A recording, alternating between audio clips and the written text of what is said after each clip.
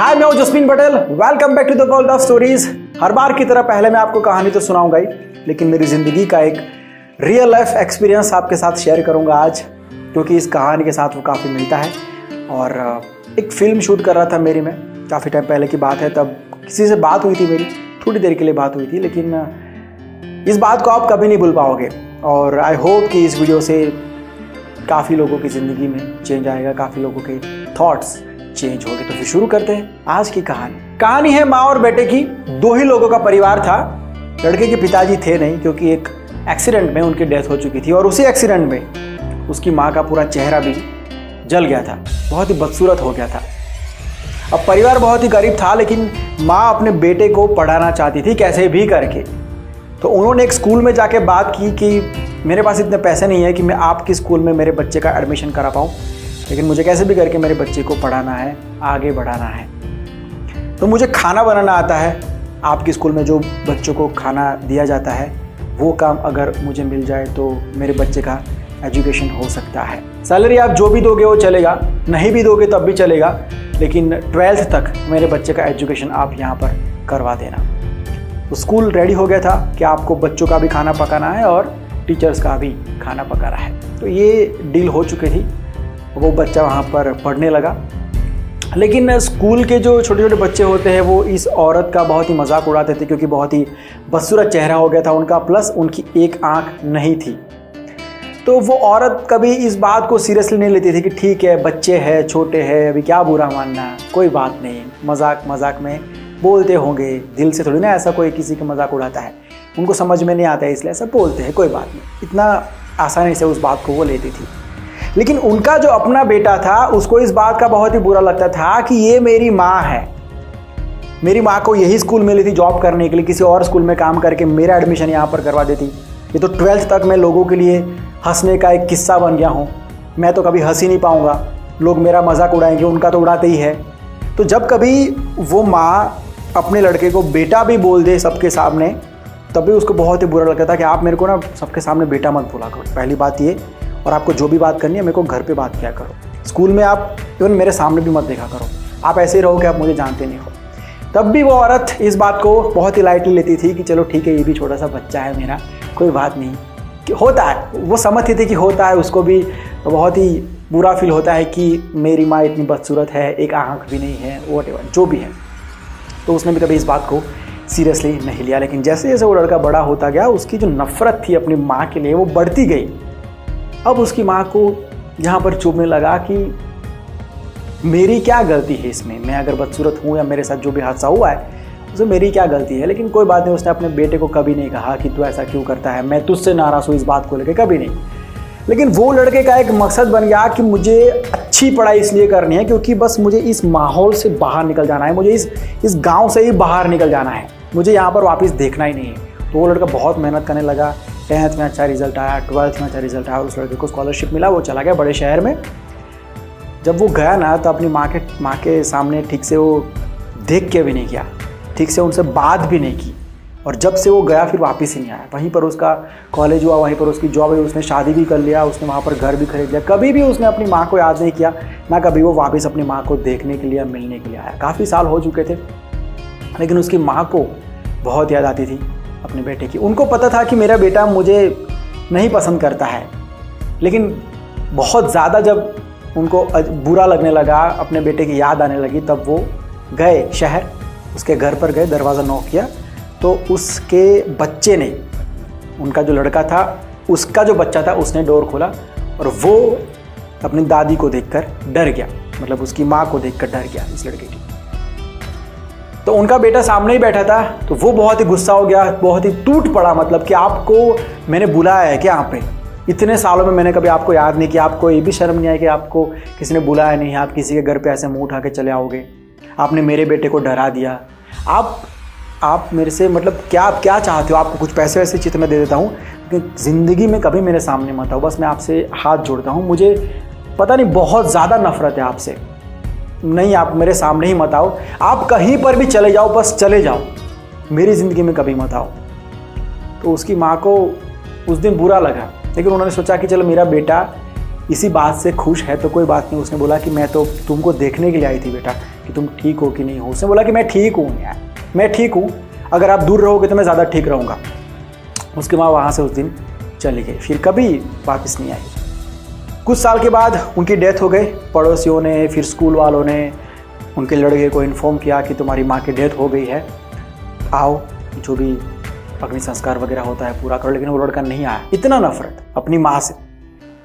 उसके काफ़ी साल के बाद वो लड़का जब आया उस गांव के अंदर, तो घर पर आया ऐसे ही टहलने के लिए। पड़ोसियों ने बोला कि क्यों भाई, अब क्या लेने आए हो? तो बोले बस ऐसे ही मैं आ रहा था तो मैंने सोचा कि चले जाता हूँ। तो घर में जब वो देख रहा था, अपने बचपन को सब याद कर रहा था, तब उसके हाथ में कुछ डॉक्यूमेंट्स, फाइल्स वगैरह आया। उसने देखा कि आई ट्रांसप्लांट किसी का किया गया था। तो उसको समझ में नहीं आया कि मेरी माँ पहले अंधी नहीं थी, फिर अंधी हुई, मतलब वो पूरा केस उसको समझ में नहीं आया, क्या किसका आई ट्रांसप्लांट और क्या है ये सब। तो वो उस हॉस्पिटल का एड्रेस देख के वहाँ पर गया, सारे डॉक्यूमेंट्स, फाइल्स वगैरह दिखाए। डॉक्टर ने बताया, जिसने ऑपरेशन किया था, उन्होंने बताया कि तुम्हारी माँ का एक्सीडेंट जब हुआ तब उनका पूरा चेहरा जल गया था, लेकिन तुम्हारी आँख चली गई थी, तुम्हारे पिताजी की डेथ हो गई थी।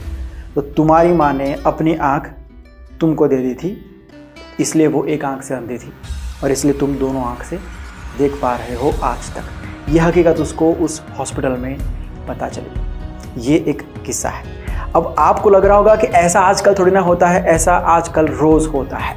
जब छोटे गांव के या फिर छोटे शहर के बच्चे जब कॉलेज में जाते हैं ना, मॉडर्न कॉलेजेस में, शहर में जाते हैं या फिर अब्रॉड जाते हैं, फिर जब वो पूरा चेंज हो जाते हैं, मॉडर्न हो जाते हैं, अच्छे पढ़े लिखे हो जाते हैं, अच्छे खासा पैसे कमाने लगते हैं, फिर वो जब घर पे आते हैं ना, तो उनको वो बोलते नहीं हैं, लेकिन उनको बहुत ही अजीब लगता है अपने माँ बाप को देख के कि यार ये लोग ऐसे के ऐसे ही है।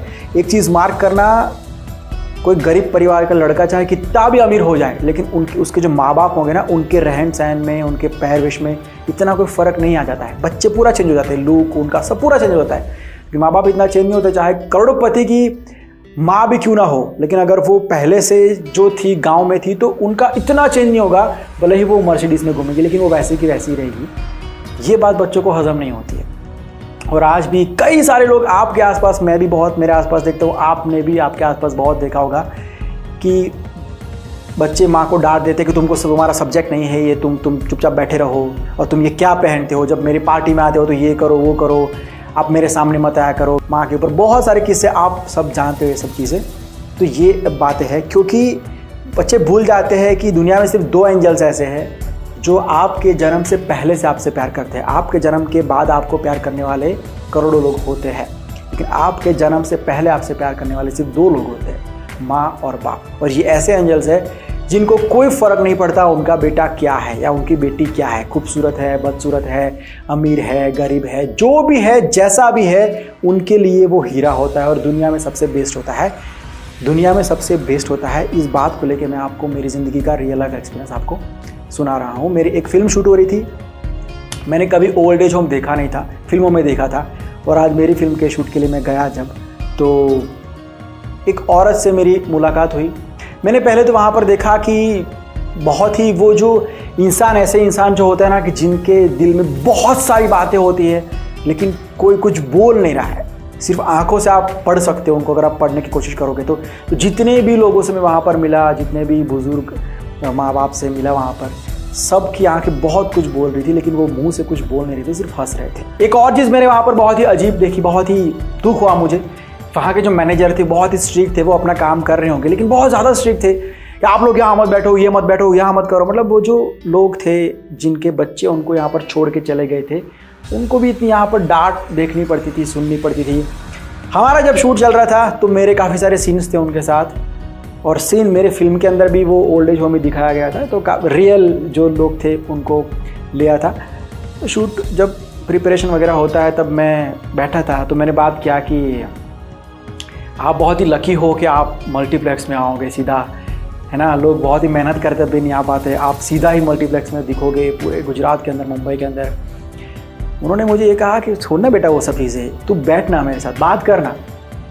उनको उससे कोई लेना देना नहीं है कि मैं मल्टीप्लेक्स में आऊँगी, उनका दिल ये चाहता है कि तू मेरे साथ बैठ और सिर्फ थोड़ा सा बात कर। मतलब कितने भूखे होंगे वो, उनके साथ बात करने वाला कोई वहाँ पर नहीं होता है। मैंने उनसे पूछा कि आप बुरा मत मानना, मैं आपको कुछ पूछना चाहता हूँ। उन्होंने बोला पूछो। मैंने बोला आपको याद नहीं आती अपने बच्चों की, आपके बेटे की? तो बोले नहीं नहीं नहीं, मेरा बेटा बहुत ही अच्छा है।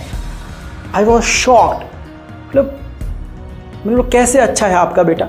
तो बोले वो महीने में हर महीने आता है मुझे मिलने के लिए, मेरे लिए कपड़े लाता है और फ्रूट्स वगैरह लाता है, मेरे लिए नाश्ता लाता है।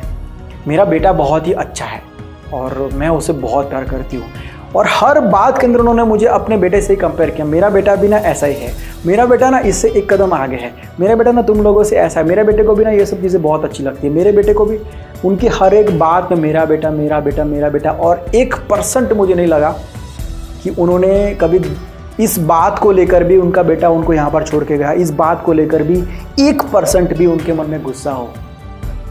Is that possible? ये कैसे लोगों में होता है? इनको एंजल ही कहेंगे ना।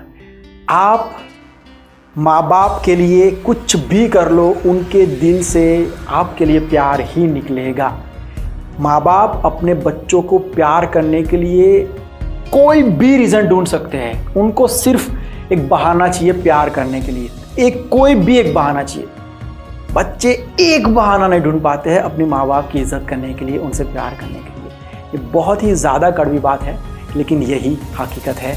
बस मुझे जो कहना था मैंने इस वीडियो के थ्रू कह दिया। अब आपको जो समझना है आप समझो, जो भी समझदार लोग होंगे वो समझ गए होंगे। और अगर वीडियो पसंद आया है तो आगे शेयर करना, जिनको आप समझाना चाहते हैं वो भी समझ जाएंगे इस वीडियो को देख के कि मैं क्या कहना चाहता हूँ। आज की बातें यहीं तक रखते हैं। उम्मीद करता हूँ आपको ये वीडियो पसंद आया होगा। और एक रिक्वेस्ट लास्ट में कि अगर आपके पास पैसे हैं नहीं हैं कोई मैटर नहीं करता है, लेकिन अगर आप किसी वृद्धाश्रम के आसपास रहते हो, किसी ओल्ड एज होम के आसपास रहते हो, या कहीं से गुजर रहे हो, या फिर आप किसी स्पेशल जगह पर जाना चाहते हो, तो एक बार ना जाना। आपको 1 रुपया नहीं देना है। अगर आपके पास नहीं है कोई टेंशन नहीं है, ये टेंशन मत लो। सिर्फ उनके साथ बैठ के ना थोड़ी देर बात कर लेना, 10 मिनट 5 मिनट, कुछ भी बातें आपको जो भी ठीक लगे। उनके चेहरे पर थोड़ी सी स्माइल लेके आ जाना। मैं आपको गारंटी देता हूँ ये आपकी ज़िंदगी का सबसे बेस्ट एक्सपीरियंस होगा और आपको बहुत ज़्यादा दुआएं मिलेगी, बहुत ज़्यादा दुआएं मिलेगी। उनके चेहरे की जो स्माइल होगी आप कभी भूल नहीं पाओगे। अगर वीडियो पसंद आया तो लाइक और शेयर ज़रूर करना। अगर मुझसे कुछ कहना है तो ये मेरा इंस्टाग्राम आईडी है, लिंक आपको डिस्क्रिप्शन में दिया हुआ है। वीडियो को अगर फेसबुक पर देख रहे हो तो पेज को लाइक कर दीजिए, यूट्यूब पर देख रहे हो तो सब्सक्राइब कर दीजिए। ऐसी और कहानियों के लिए मिलता हूँ बहुत जल्द एक नई वीडियो के साथ, एक नई सब्जेक्ट के साथ। Bye, take care and see you soon.